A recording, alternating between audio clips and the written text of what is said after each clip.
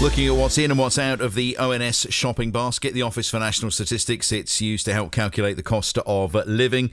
So out go envelopes and crockery sets, and in come home portable speakers, Bluetooth speakers, smart speakers like your Amazon Echo and your Google Home.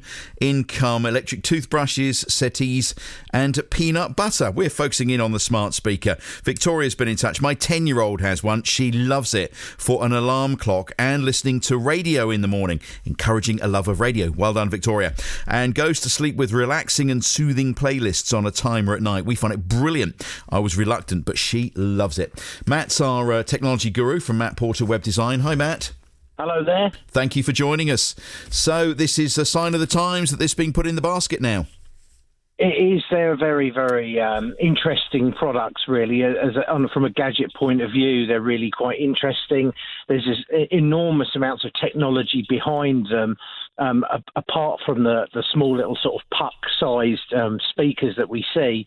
There's artificial intelligence systems running on the internet behind them that provide us with all kinds of information that sometimes we never knew we really wanted to know about.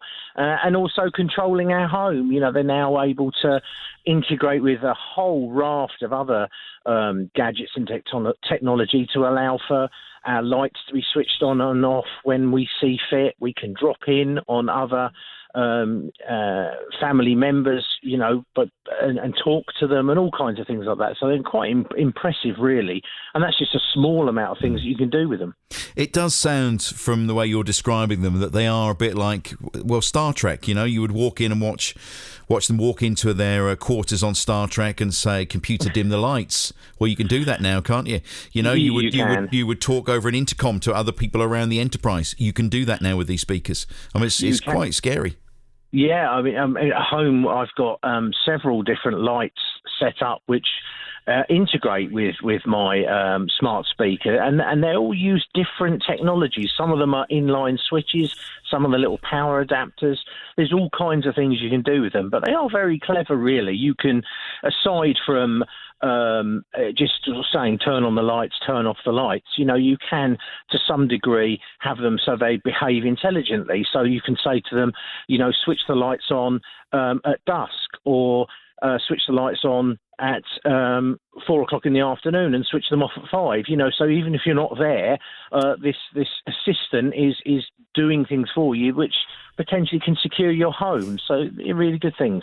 Well, it's the March of Technology, and we're marking the anniversary of the World Wide Web today. You wouldn't have a business without it, would you? Well, that's it. You know, the World Wide Web, it changed my life. It was the reason why I moved to Suffolk 17 years ago and started a business. I remember when there was very little of the World Wide Web there. I had a copy of IBM OS2, which was their operating system equivalent of Windows, and on board with that they gave you access to IBM's global network, which was the internet. You had to dial a London number, and it cost £100 a year to just be a member. And I remember going on these websites, and there was this pre-Google, there was Webcrawler and Hotbot and things like Yahoo was there, but it was very interesting, and it was predated by things like CompuServe and AOL, which we all sort of forget about now, but they were kind of systems that were in place prior to the internet. Fascinating stuff. Yeah, it's fascinating. Matt, thanks ever so much. Good to talk to you from Matt Porter Web Design.